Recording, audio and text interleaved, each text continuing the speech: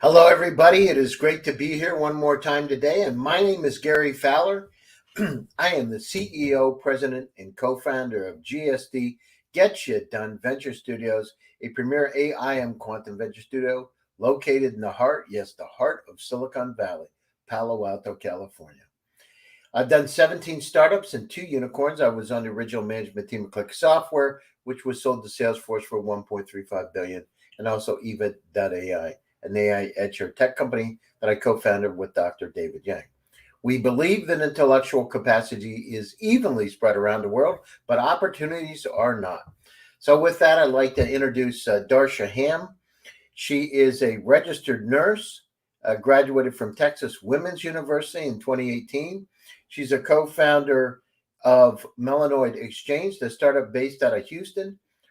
She and her husband started Melanoid Exchange in October 2019, and since then have won over 3 pitch competitions, been featured in the press and Forbes, cohort member of DeVink and G Beta, as well as Capital Factory Incubator. So with that, I'd like to bring on Darsha, the CEO of Melanoid Exchange, actually COO. There you go. Yeah. So, hi everyone. My name is Darsha Ham. I'm the COO and co-founder of Melanoid Exchange. We actually have a product named Mel. She's the world's first smart business coach that walks entrepreneurs step by step through the business planning process.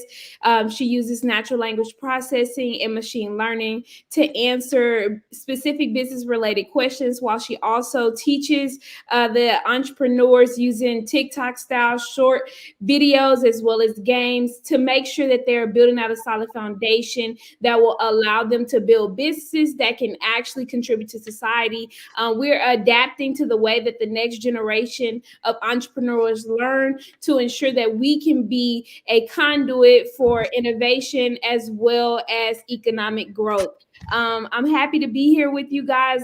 Like Gary said, I am by trade, I'm a registered nurse, finished in 2018, started this company with my husband, who's the CEO and co-founder as well. His name is Javante Ham. He's a former Lockheed Martin software engineer, and he's also our CTO. So happy to be here with you, Gary, and feel free to let's get into it. Yeah, so tell us a little bit about it. Where are you from originally?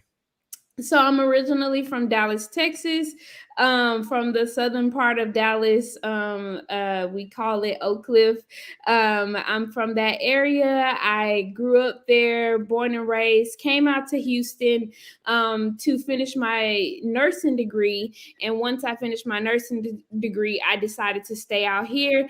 I've worked in psychiatric care, also in trauma surgical, as a registered nurse. And so when the pandemic happened, I decided to go full time with Melanoid Exchange. At the time, we were the largest Black-owned marketplace out. This was pre-COVID, actually. Like you said, 2019 is when we started. So we were at a pivotal time where people wanted to support minority Black-owned businesses, and so that's where we started.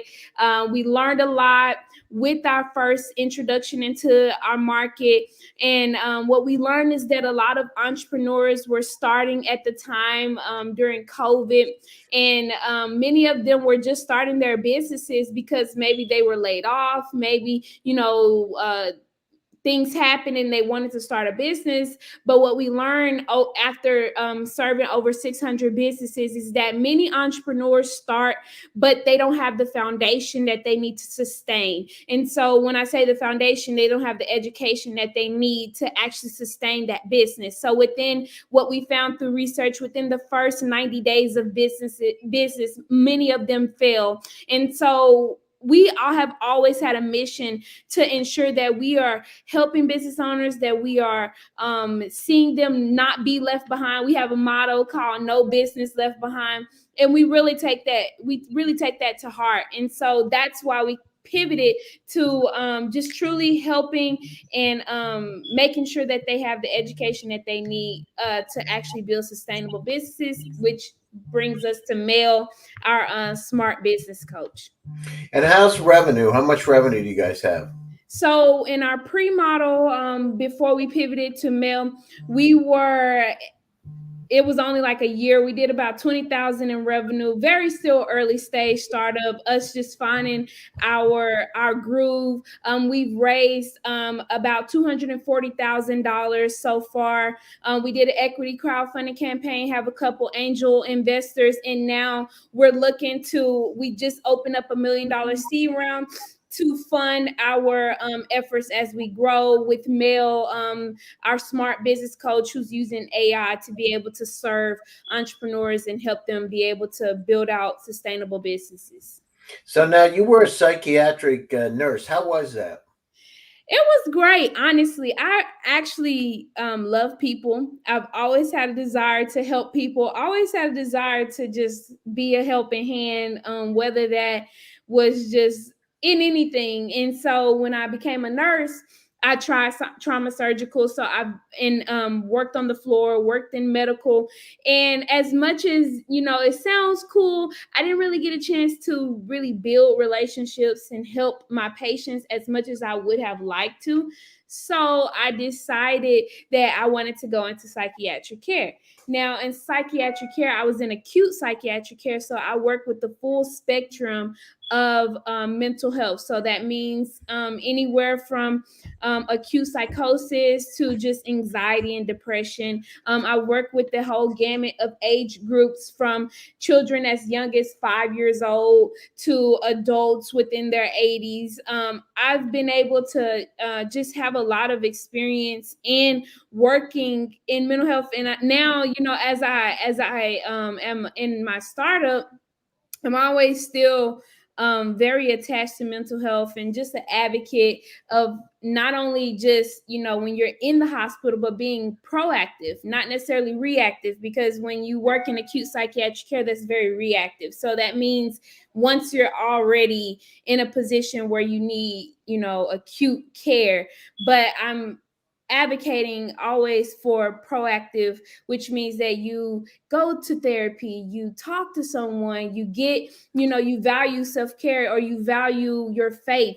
I'm a big believer in God. I'm a big believer in my faith. And I believe that, that helps me. And so whatever works for you, I'm a big advocate of that. Now, have you seen people get cured and come around and get better so they became normal again? Honestly, I really have. I think that God is so good because I believe that God creates, all things. So that means medications as well. And so I've seen people go from, being not able to have comprehensible words or thoughts to being able to complete full conversations, to be functional in society. And so I've, been blessed to see people go into the hospital and come out a whole different way. And though they may be on medication, and some are not, because things sometimes mental health issues are triggered by things that they've been through, trauma that they've experienced, and different things like that. So when you get to the root of that, that a lot of times cures whatever they're experiencing mentally. And so I've seen the whole gamut. So yes, I have been able to have been blessed to see people actually be cured and actually walk in being an entirely different person than you saw them when you first met them, when they were having onset Well, that symptoms. must have been pretty interesting, right? Oh yeah, it's definitely, like I said, it's a blessing for me to be able to see so many people who struggle, because you think that, you see people in the hospital and you think like, oh, but that can be easy, any one of us, and so just to see that there is hope, that there can be change, that when you want help, you can receive that help. I think that that's a blessing for me. And I'm thankful that I've been able to see that for myself. Because a No, lot of that's people think that it's too hard and that it can't be done, but it can be done. It can be done. I've seen it myself. no, that's that's great. And so, what made you decide to get into melanoids? So you were a nurse. What did you one day get up and wake up and say, "Geez, I want to do something different. I don't want to work in the hospital anymore." How did it come about? A combination of it all, but my husband was always doing Melanoid Exchange. Like I said, he was a former Lockheed Martin software engineer. When we met and got married, he had just basically started Melanoid Exchange and just kind of, and I would always help out, and I would always just, whatever I could do, I would do, but I never was fully immersed into it because I was a nurse. And so when the pandemic happened, I actually got sick. So You at got the COVID? time, I don't know. So at the time, they weren't actually testing everyone to see if they had COVID because they didn't have enough tests and all the different stuff. So I was out of work for about what 2 weeks, 2, 3 weeks. Because at that time, it wasn't the 7 to 10 days that it is now. You had to be quarantined for like 2 weeks, before you could go back outside or do anything. And so I ended up just kind of helping out and working in it. And like I said, I'm a big person of faith. I prayed about it and I kept feeling this tug that I needed to go into entrepreneurship and I needed to go into business. But I honestly never wanted to let go. And I honestly never let go of my job. It just kind of just happened slowly but surely, because anytime they would call me, I would always come. But the more and more I got immersed into Melanoid Exchange, I began to love it. I am in love with tech and I am in love with seeing what it can do. So, like I said, I've always had a desire to help people. And I love that tech has the ability to change lives. Like some people don't think of tech in that way, but that's how I see tech. I see so much innovation that can change lives, and the mission of my company really resonates with me. And knowing that we can help people, we can change, like I said, like entrepreneurship for me has changed my life. And so if we can be able to utilize tech to do that, I'm like all for it. And I love creativity. The thing about nursing that, which I love now, which is happening post COVID, is that there's more innovation happening and a lot of nurses are shifting to the tech industry. I don't know if you're aware of that, but a lot of nurses are shifting to the tech industry and shifting to entrepreneurship. Like many of my friends who started out pre-COVID are either doing some form of travel nursing or they're starting their own companies. Well, those They're travel nurses make a lot of money, Darsha, Oh don't they? yeah, they do. And those Now, are the I, ones. I don't know if it's true, but I had some. I was at breakfast, and this woman that I know is a manager said her daughter's a travel nurse, and she can make $7,000 to $8,000 a week. Oh yeah, that's definitely true. Because they're contractual jobs. So let's say you're only working for like 8 weeks, they're gonna pay you a good amount of money for those 8 weeks. It's a contract job. And so some people can live off of whatever they work on the contract for an entire year. Like, let's say they go to California and they work a job. California's cost of living is substantially different than, like, let's say if you lived in Texas. So they would pay you probably double times the rate out there, and then you'd make all that money, but then you'd come back and live in Texas. So you just made double what you would have made, It's sometimes like being a triple. merchant marine, being on a ship, isn't it? I don't know what that is, but I'm sure it is. Well, they go out on the ship for a couple of months at a time and then come back in, so they make their money, come back. This Yeah. woman that I know, she said her daughter consistently does a travel nursing and takes new jobs all the time. Loves traveling around, and she's doing $7,000 to $10,000 a week doing Oh it yeah. and enjoying herself and seeing things. She's in Seattle, she's in L.A., she's in Texas, she's in Colorado. What a nice Uh-huh. situation. So, Yep. how do you go from that, which is a nice job, the wild world of entrepreneurship, because you can make a lot of money doing the nursing thing, and have stability. What hmm made you decide to take the quantum leap forward? Did You one day know, you wake up and say, I don't have enough risk and I want to try something different? my family is still asking me that question. Mhm. My family is still asking me that question, and I feel like,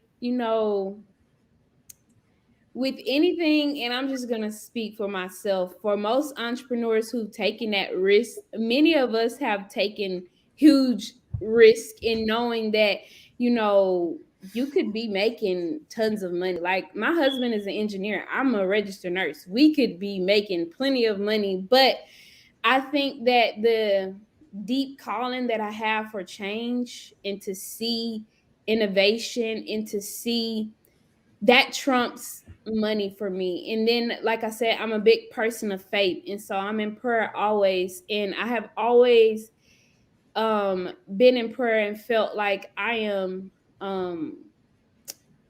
going to be a change agent for my generation in bringing generational wealth to my family as well as to my community. And so I believe that nursing is great, but when we're talking about the amount of change that I see myself making, there's only so much growth that can happen there. And, that's the thing. When I was a nurse, I'm the type of nurse who was making study guides for everyone. Anytime they brought new technology on, I'm hopping on it. I'm teaching everybody. I'm that type of nurse because that's the type of person that I am.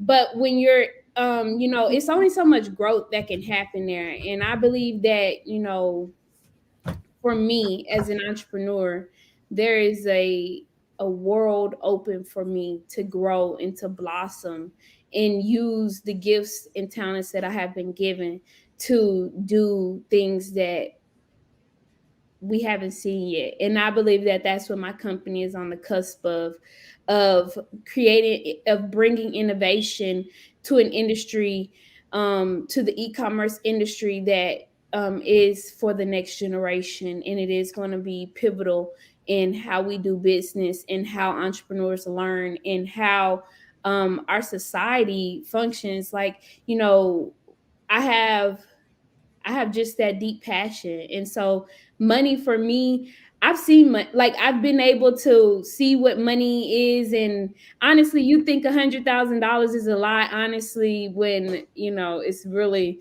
you can run through $100,000 fast if you don't. I just honestly am.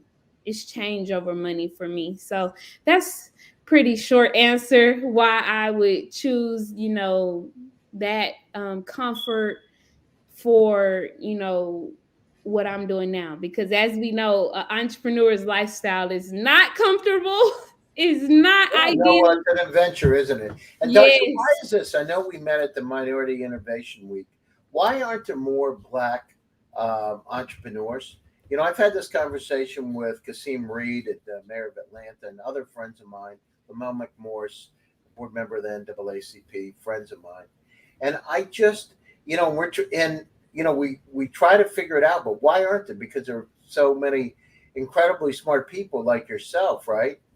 And your husband and friends of mine. It's like I don't get it. Like it's like really weird. Yeah. Like they say, well, I don't want to be an engineer, but your husband is an engineer. You know what I mean? Right. But why aren't there more people like yourself, nurses that have made the transition over? And how can we make it then? How can we make that happen?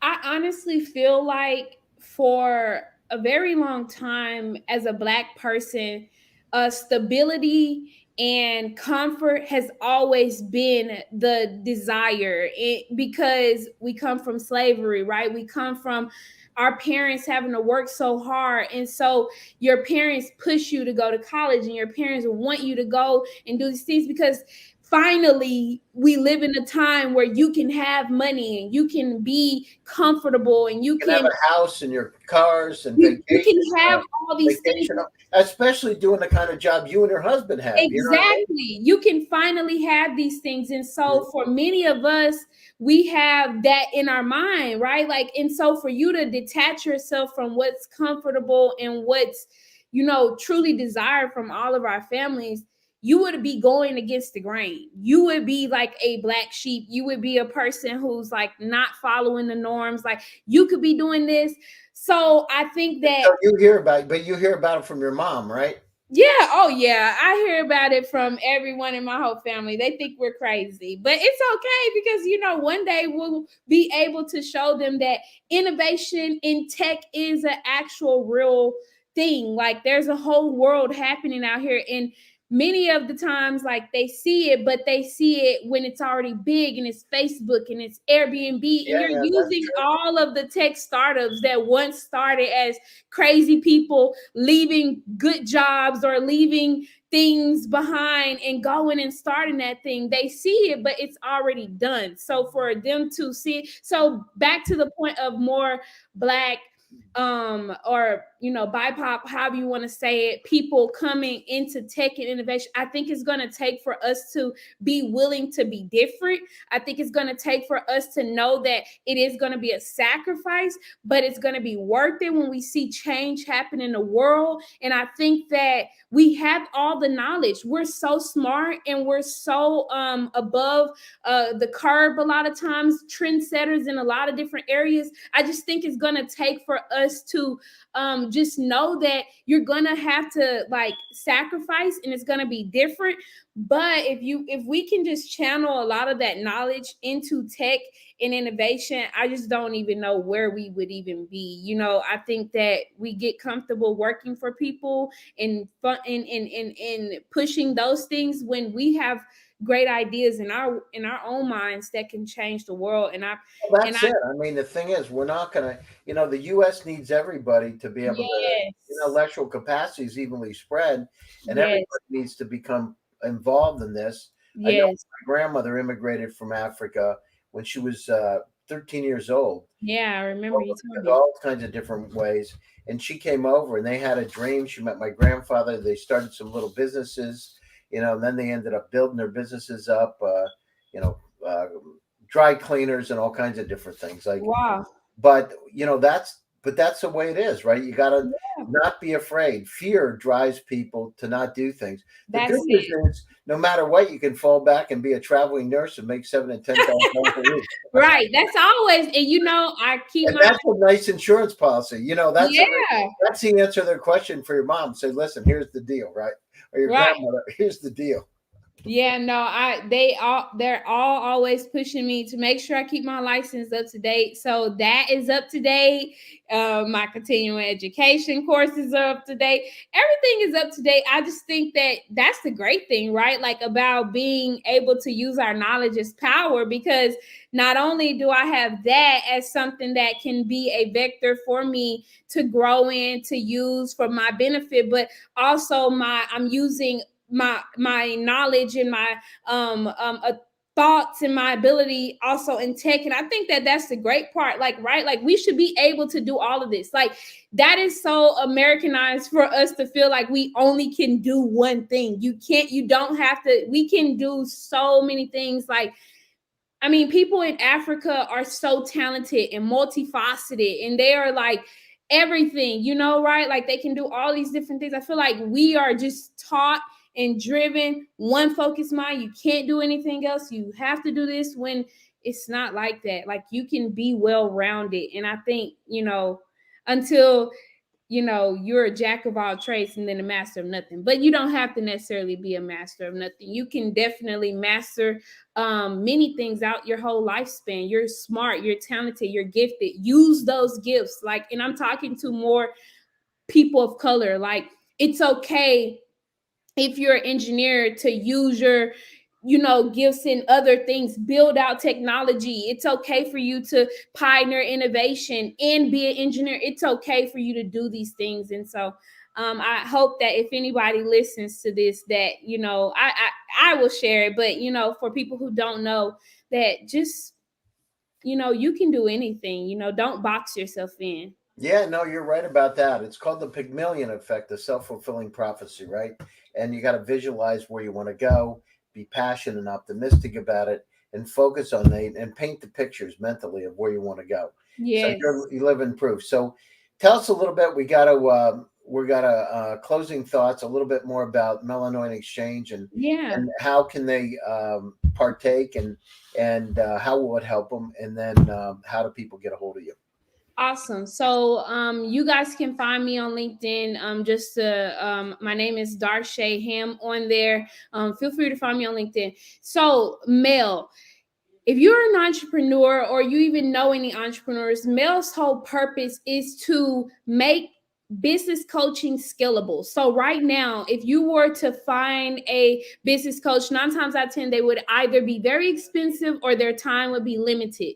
With the gift of AI, we are using natural language processing to be able. Give me 1 second, Gary. So they're using natural language processing and artificial intelligence and this incredible technology they developed to be able to help coach companies, coach startups in an entirely different way that's not available today. Go ahead, Darsha. Sorry, yes, sir. So we are making coaching scalable. So she's able to answer your questions. She can walk you step by step. Right now, if you go to Melx, melx.studio, it will allow you to go in and begin to learn from Mel. You can ask her questions. If you want to, she's walking you basically through a business plan so you can save all that data as you learn and as you grow and as you ask her questions. We truly want to be able to help you be able to build a business that can be sustainable, right? So you're excited and you're starting, but we truly want you to be able to have the foundation that you need as a business owner so that you can succeed long term. I think that, and I came on here to talk about the state of entrepreneurship for the next generation. I just want to give this quick spiel. What we found is that